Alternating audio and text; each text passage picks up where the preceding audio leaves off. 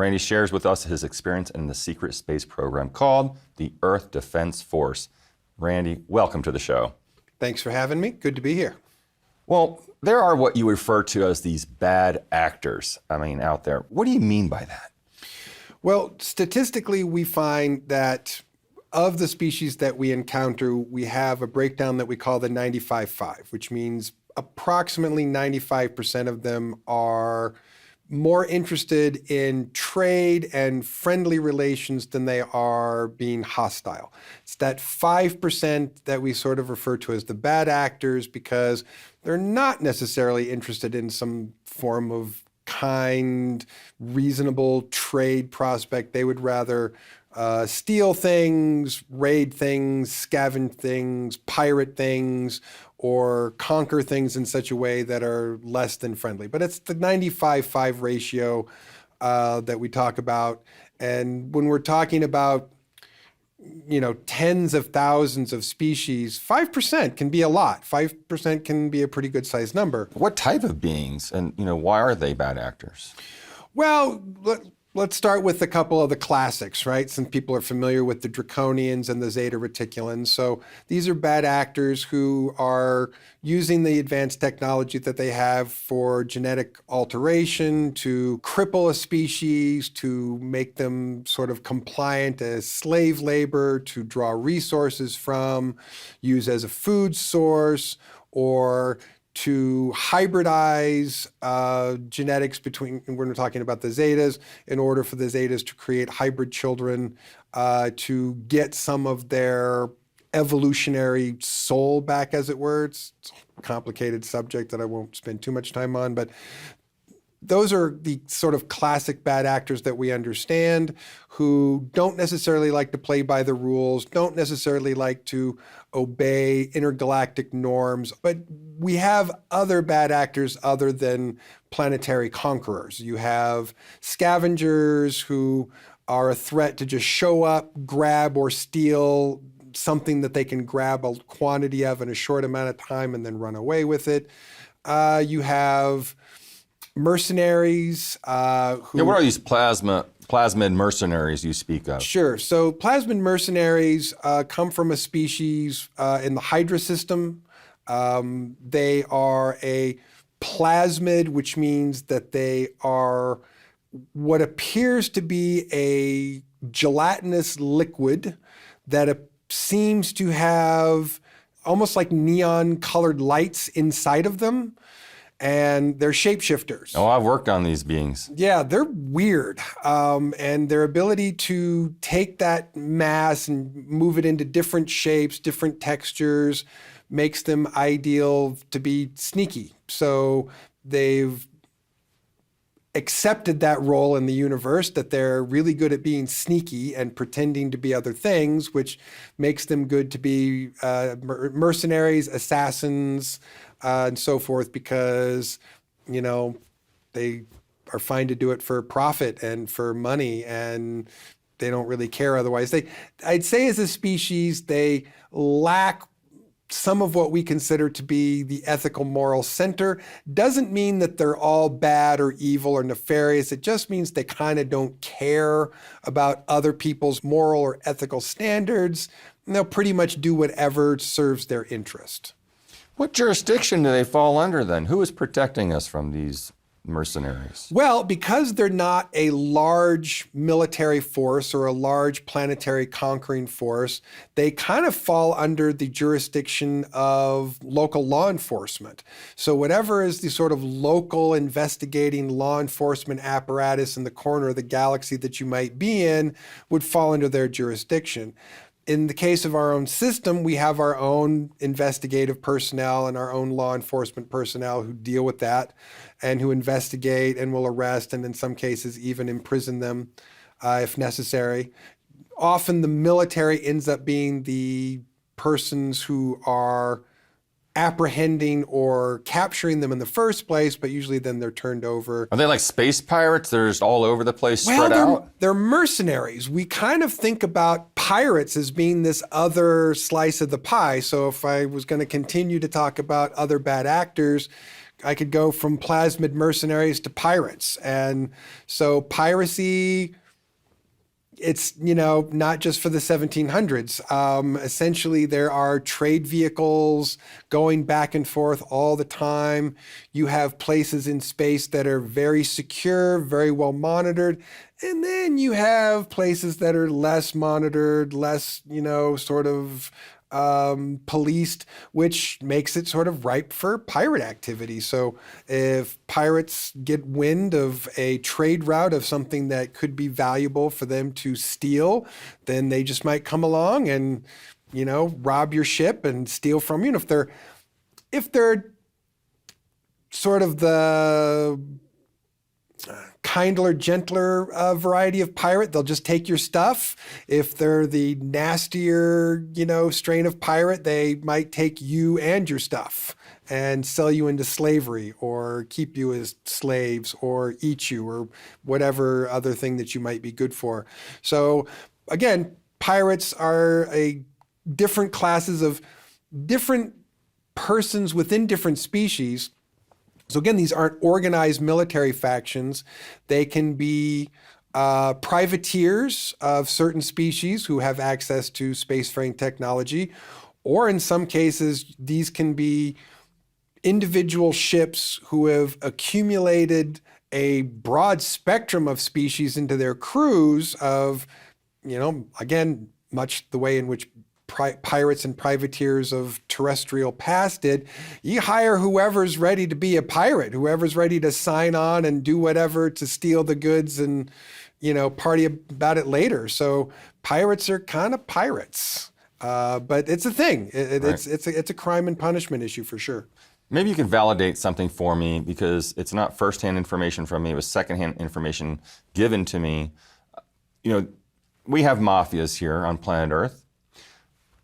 Politicians, the police can get paid off to do certain things. I was told that there actually is different types of space mafias out there, that trade goes on to allow certain entrances to certain systems to kind of basically plunder and steal. Is that really happening out there? Well, if we're going down the list, we cover mercenaries, pirates, and then crime syndicates and, mobster style organizations, which certainly are also out there. Mm-hmm. So again, this comes down to an issue of policing. And when you have areas of space which are heavily regulated and policed, you have less criminal activity.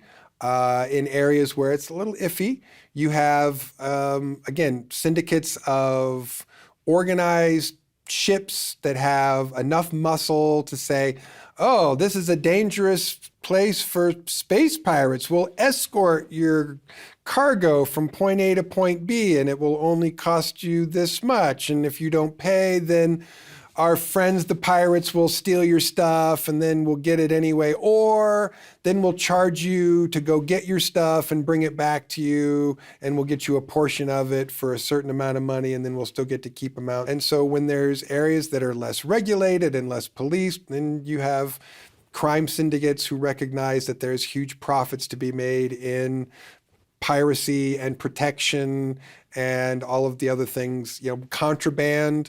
There are systems that forbid certain trading materials, that forbid certain chemical substances. So what other species are involved with this? When you're talking about pirates and crime syndicates, it can be a real interesting hodgepodge. But when you're talking about these larger groups of bad actors, again, you've got draconians, zeta reticulans, some hostile, aggressive, carnivorous insectoid species. So it is rare, but we do have a few really hostile insectoid species out there. You mentioned the zetas. What do they look like? I know there's many species, and what is their function out there in this hodgepodge of diabolical takeover? The zetas themselves tend to work for other species, but also working for themselves at the same time while working for those other species. So they'll take a job with another species to manage a system, but they're going to do whatever, some other things that they want to do that will benefit their own interest in that system. You have the general characteristics that people are familiar with, which is the big head, the big round eyes. The body type is where we see some variation. So what people are used to seeing in artistic or media representation is this small-bodied Zeta with the big head. That's typical of the sort of scientist cast or the piloting cast, but the warrior cast, which they have, physically are much larger. They can be much taller, they can be quite a bit beefier, and their heads can be quite a bit larger. The way that we usually identify the different subcategories of the reticulans is often by skin color. It's sort of a racial distinction. So, What kind of colors? well, people often refer to the grays, but they're not gray. They're actually more of an off-white. So we internally refer to them as whites. Turns out there's also a dark purple, but there's also a couple of off-brown colors, kind of a coppery brown color. There's a muddy brown color, and there's even a green color, dark forest green. So there are a few different colors, and they come in some different sizes depending on what their job in the caste or in that particular subspecies is. Can that species intermingle and produce? They can, for the most part. They're so genetically similar that they do have genetic compatibility. One of the traits of the reticulans, though, is that because they have done their own genetic augmentation for so long, they stopped reproducing biologically. So most of them, if they have any leftover genitalia, they're not functional, they're impotent. So I don't know how many of them are actually physically capable of biological reproduction, since they have been using artificial biological reproduction in the laboratory for so long. I think that's one of the problems that they've been having to work out, and why they want to make hybrids so that they can regain some of the things that they have lost. But they are technically genetically compatible. And who's in charge with that species saying, okay, we're going to grow a few thousand of us this year? How do they, increase their numbers? And who's in charge of that in that species? They run off some different authoritarian systems. So they have a pretty strict hierarchy, and the beings that are at the top are very much in charge and very much dictate everything that's happening below them. And a lot of that has to do with the way that they are genetically engineered, their brains, their cranium size, that gives them greater psionic ability, greater intellectual capacity than their lower, drone subjects. So there are upper echelons within each organization, but they have different authoritarian structures. So they're not exactly the same. But let's just say that they're very simply tiny number at the top, larger numbers at the bottom, and pretty much everything that happens below the top of the pyramid is decided by the top of the pyramid. How old can they live for? Thousands of years, my understanding. Their lifespan biologically is somewhere between about 1,500 and 3,000 years. Amazing. And with obviously artificial cellular regeneration, they can maintain their lifespans longer, but I understand their natural lifespan is a couple of thousand years. What about these insectoids? So let me talk for a second about insects here on planet Earth, especially ant species, because there's a correlation here. So ant species on planet Earth are mostly non-violently, hostilely, carnivorously aggressive.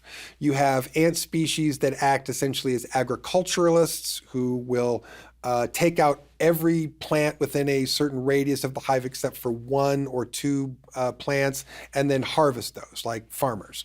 You have ants that use little aphids as a herding animal, and they carry them out of the hive, put them on the leaves, and the little aphids eat the leaves, and then they milk glucogen off of the aphid and eat the glucogen. Essentially, they're functioning as a herding animal like cows. You have an interesting wide variety of the way in which ant species terrestrially function. But you do have driver ants. Driver ants are incredibly hostile. They are carnivorous. They will eat anything. They have been known to take down tethered horses, unattended infants, anything that they can get their pinchers on, and will take them apart one little piece at a time and devour them. So when we talk about insectoid species in the intergalactic community, there's a similar pattern, which is most of the species that we run into can be defensive, can be very fierce in a defensive way if you're territorially next to them or attacking them or threatening them, like many of the ant species that we have here will come rushing out of their hive and bite you and say, hey, get the heck away from me. But you don't have too many, hyper-aggressive carnivorous species. How large are these beings? The species that we're becoming the most familiar with at the moment, they probably stand somewhere between about 7 and 8 feet tall. They're pretty big. Bipedal? They walk on 4 and, use their 2 upper arms as manipulative digits. So they're pretty big. They're pretty scary. Big mandibles, carnivorous. So they will, bite off a person's head, eat people, tear people apart. Use humans or other biological animals as food source or other species as food source. I'd say that they're very similar to driver ants in the sense that they're relentlessly aggressive and hostile and will do their best that they can to consume whatever biological, physiological resources that they need when they come into a system that they've decided to target. Now, I've heard many stories and interviewed many people about what had happened near Crestone, Colorado, where they sent the Marines in to gas out this group of ant beings. Right. And it turned horribly wrong. And the Marines actually tried to put the gas in there and it came back out. And they were all infected and they had to call civilian helicopters in to rescue these people. It was a covert operation to drive them out and kill them. In the Sangre de Cristo Mountains, I think it's called? The Sangre de Cristos. Sangre de Yes. Cristos Mountains, yeah, thank you. What could you tell me about, is that these beings? Or is it a different race here on Earth?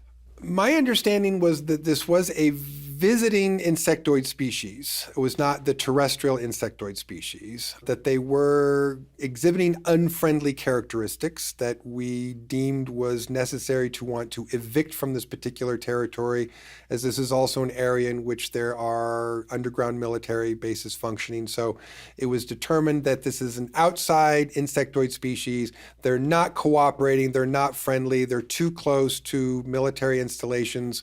Let's see if we can't gas them out and get rid of them. And yes, apparently from what I understand, it did go very badly. And that Colorado Great Sand Dunes, is that part of, was that formed from anything to do with the insectoids thousands of years ago or millions of years ago? I think that had something to do with tunneling excavation, which if you've ever seen, ants excavate out a tunnel, they take all these little grains of sand and push them out and make these little mounds on the ground as they excavate. So my understanding is it's likely that was from excavation of tunnels that was just pushed From like out an ancient ant thousands civilization. of years ago, Right. thousands, at least thousands of years ago. And that's why maybe they returned to Mount Blanca Peak there. If there's a hive that was emptied out some long time ago, it becomes an attractive space to another insectoid species or another hive settling group to.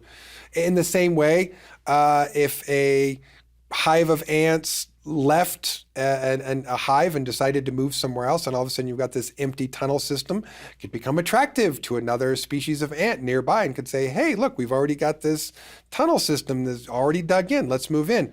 Same thing could happen in this situation where you've got a much larger tunnel system that was built by a previous insectoid species that was then vacated for whatever reason, and then you have another species of insectoid comes along and goes, oh, look, a perfectly good tunneled out system that we can just move into. We don't have to dig, we don't have to excavate. In addition to them being muscular and strong, do they have psionic abilities? Do they have any other special abilities, mind control or anything They like have that? some psionic abilities. I wouldn't say that their offensive psionic abilities are strong. So it's not like they have strong telekinesis, strong mind control, strong ability to manipulate matter and energy with their minds, but they do have the ability to communicate read minds, read people telepathically, read psionically, communicate psionically. So they have a rudimentary psionic ability based on their evolutionary need, but for whatever reason, they haven't, what I would say, evolved towards psionic offensive ability because it's not something that they've moved towards. They still seem to prefer numbers, lots of attacking sort of soldier drones. What is their, main function and concern in the universe? Like what's their purpose? What do they like to mine? Do they like to cultivate? Do they like to inhabit, worlds and take over? Do they have any agenda? So my understanding is the worlds that they primarily occupy have been drained of mineral resources, water resources. They're fairly consumptive, and they have no problem in making a hive here, making a hive here, making a hive here, and becoming very dense as far as how they occupy certain space. And as they've done that, not unlike the way in which we have done that here on planet Earth, is we have had more and more people occupying more dense space, we consume more.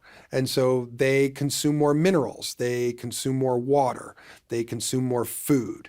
They are interested in having a complex functional space fleet. That means that they have to have industrial technology. That means they have to convert minerals to materials to vehicles and technology that requires a tremendous amount of resource. So the hive intelligence is willing to sacrifice any part of its lesser self to achieve its goal. So their way of becoming sort of spacefaring attackers follows that model. They are willing to make massive space fleets that they are willing to throw at the wall, and they don't care how many ships they lose. They don't care how many soldiers they lose.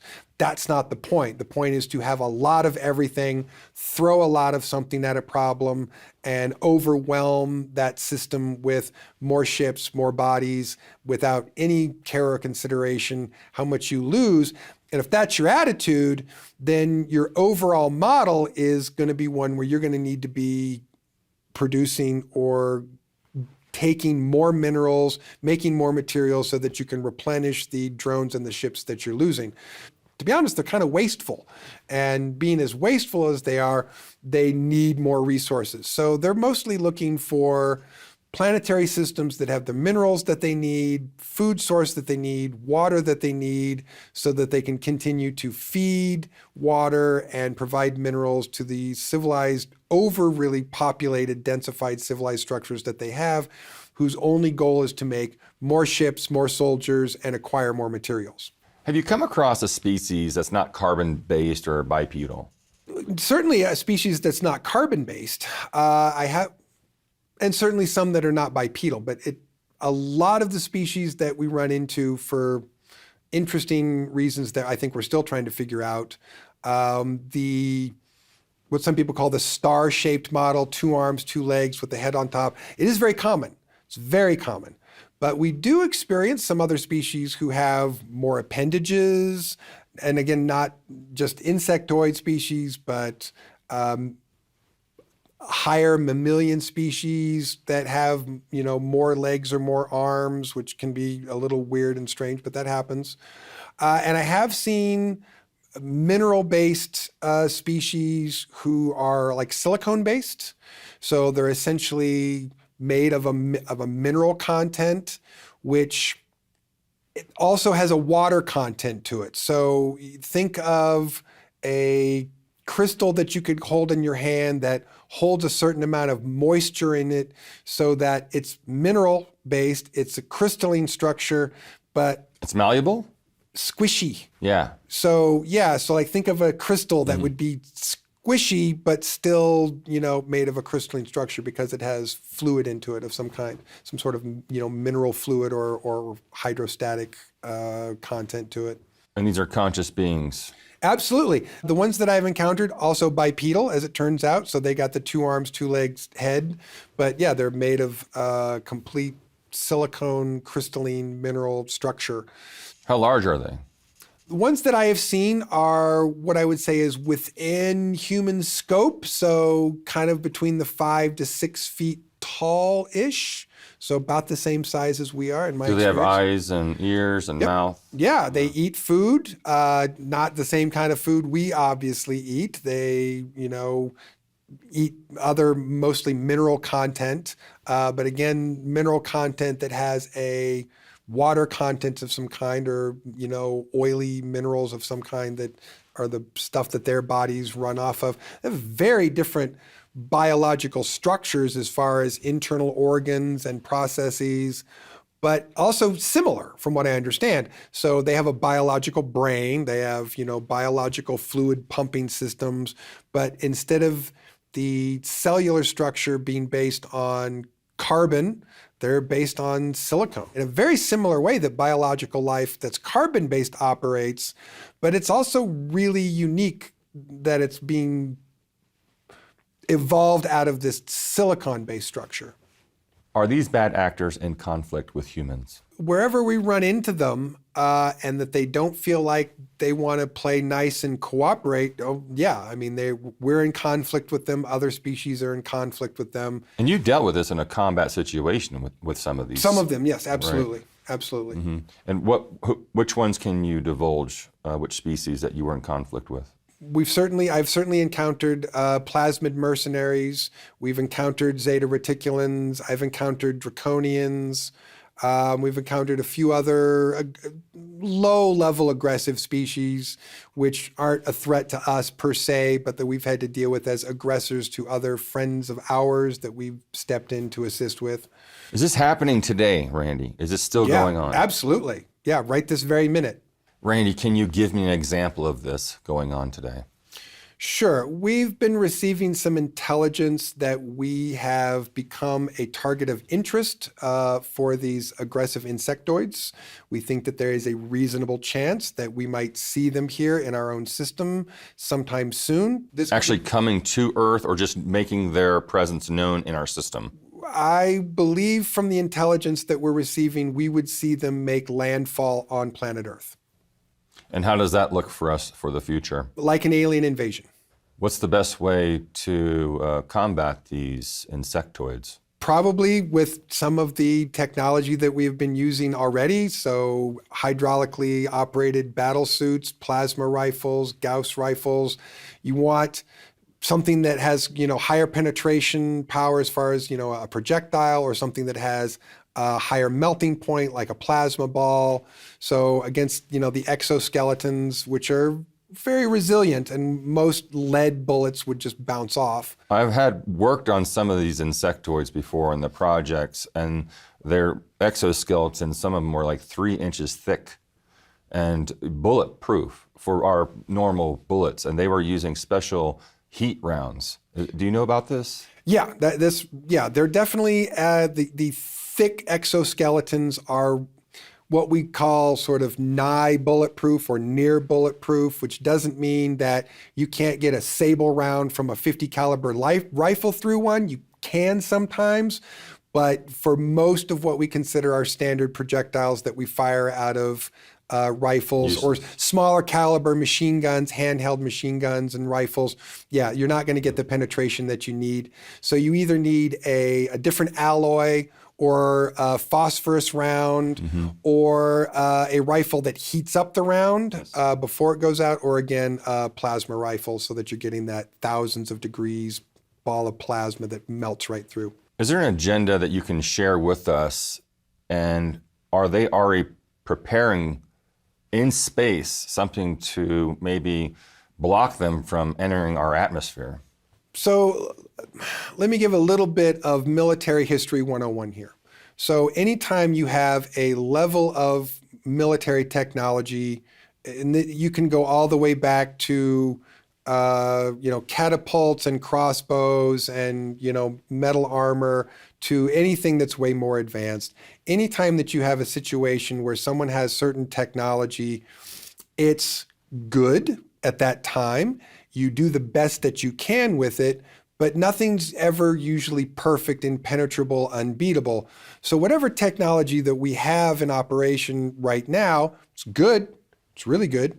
Doesn't mean that it's perfect. Doesn't mean that we can prevent any attack from getting close. Doesn't mean that we can prevent all of them. Doesn't mean that we can prevent every single ship. It's really going to depend on some numbers. How many ships are they going to bring? How many ships do we have? How many ships do we have dedicated to any other necessary projects that we have them dedicated to? Or how many ships do we have dedicated to other military operations that would be problematic to simply pull from? We're going to have to deal with what we've got. And so we're going to use the best of what we have. We're going to use the best tactics that we have. We're going to use everything that we have been learning as a defensive and offensive spacefaring military species now, which we are. But in no way, shape, or form should we expect perfection out of that, especially with a species that is got some experience at being hostile. Randy, what other intel can you share with us about this insectoid invasion on Earth? Well, there are certain senior military officials who may not be thrilled about the idea of facing a hostile extraterrestrial force on planet Earth. There are also those who understand that if we don't come to a disclosure event, we're going to be in bigger trouble than if we do have a disclosure event. One of the problems we may be having with that is getting people to agree. So if some senior military personnel were to see the potential for an invasion, that might be the very opportunity that they would need to get a forced disclosure event. So not unlike Pearl Harbor, where someone maybe knows that something's coming and they kind of just let it slip through the cracks anyway because they feel like they need to based on a larger military agenda. This could seriously dissolve the human population quickly. Or bring us together very Right. quickly. I see that. Yeah, and if anyone looking around at what's happening in the world, we're at each other's throats and might just be the perfect time to come together for fighting against a hostile exterior force. Are you aware of the secret space force heading out and heading them off before they get here? I would think that there's going to be some of that for sure, but a lot of that, again, is going to depend on numbers. When we actually see an approaching, set of ships coming our way, then we can do some math and decide whether you want to send anything to meet them out, try and soften them up before they get close, or whether you're just going to stand back in the best defense that you have and wait for the first impact and then deal with it. Do they have fighter ships? They do, but mostly what they do is landers. So they will have, big ships that have smaller ships, and in those landers we'll have lots of soldier drones, and the landers will drop off, and they're giant bugs. So they like to, do things like giant bugs do, which is get on the ground and overwhelm. Are there any extraterrestrial allies with the humans that would maybe step it up and help us combat these insectoids? Absolutely. And again, the minutia of that is debate. So let's just say we have the potential of, I'll simplify the numbers.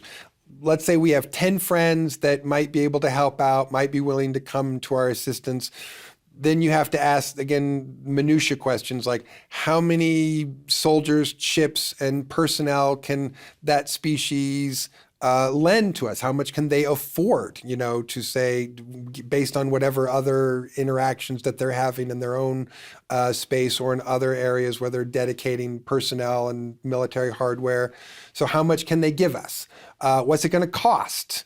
Not that it's necessarily got a specific price tag that's like, well, it's going to cost us this much, you have to pay us this much. Right. It may be more like, let's renegotiate this trade contract and then we'll be happy to jump in and throw this many carriers, destroyers, thousands of personnel to assist the process. So there's just some discussion over what's an acceptable agreement to them that we can agree to, that they can be willing to help, which is the same kind of a discussion that someone would have with us if they wanted us to come help them.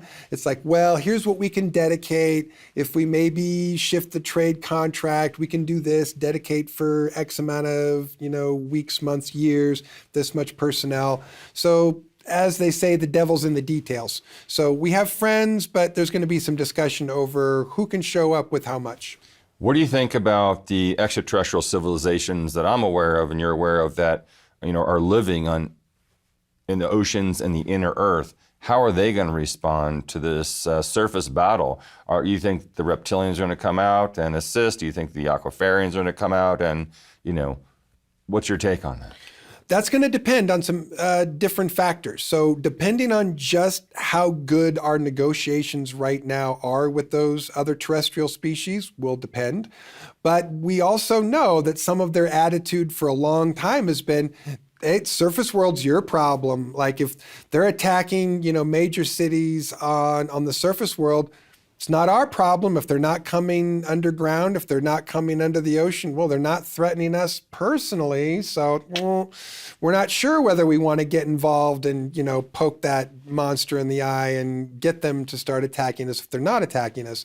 So they will have to ask themselves the question of what it's worth to them or worth the risk to get involved, or whether it's just a viable option to give us some technology, give us some ships, give us some soldiers, give us some tech that we can use, or whether they would really get involved with their own military apparatus. Those are all interesting questions that I don't think we have the answer to right now, but we're going to find out soon enough. Now, I was privy to some documentation that did show that there was communication with the inner Earth extraterrestrials and other extraterrestrials on the planet. And because we've been so negligent to the surface of the planet and the oceans, they actually are kind of like, well, if something were to happen, maybe that'll just help clean up the surface because these humans are, not respecting Gaia, Mother Earth, and they're poisoning some of their, we're poisoning the land, we're poisoning underneath the land, we're poisoning the water, and they use this stuff for survival down there. So there also might be an agenda where let them just clean it up so we don't have to deal with it, and then we'll take over later. I would suggest, based on the information that I have also heard, that we have let's just call it a positive, friendly relationship with these folks. But you're correct. They might look at the situation and go, well, I'll tell you what, if you get down to 3 billion people and you still haven't sorted it out, maybe we'll jump in and help you at that point. But you know what? We think you probably got too many people and you're making too much garbage and you're making too much pollution. So, maybe you guys would be better off without a few people. So maybe we don't need to jump in and help right now because, this could all just work for the benefit and the health and well-being of the planet overall, which some people may think of as a less than compassionate attitude, but it's a big picture attitude. It's a survival. If the big picture is survival of the entire planet and not just one group or species, then that's a viable way of looking at it. Right. As Ronald Reagan said, if we had an alien threat, how all of our differences would just come to an end and work together. Absolutely. I think that the social psychological assessment of the varying social psychological demographics indicate that that's very likely, that with the presence of a hostile threat from outside, that more than not people will come together and work together for a common goal. Randy, an amazing story. Thanks for being on the show. Thanks for having me. It's always my pleasure to be here. I'm Emery Smith, and this is Cosmic Disclosure. Until next time.